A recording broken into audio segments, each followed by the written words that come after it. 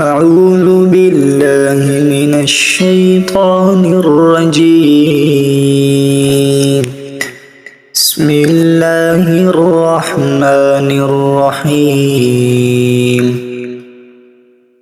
لا أقسم بهذا البلد وأنت حل بهذا البلد ووالد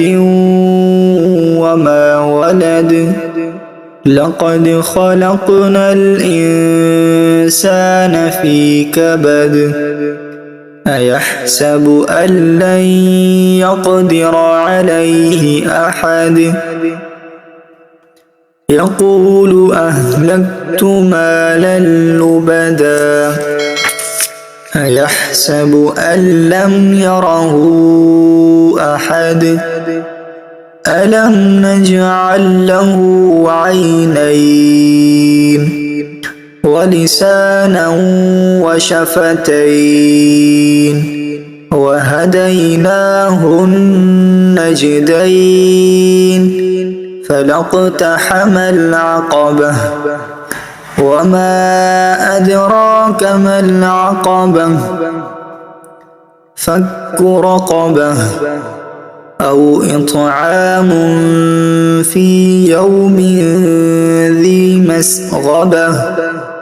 يتيما ذا مقربة أو مسكينا ذا متربة ثم كان من الذين آمنوا وتواصوا بالصبر وتواصوا بالمرحمة أولئك أصحاب الميمنة والذين كفروا بآياتنا هم أصحاب المشأمة عليهم نار مؤصدة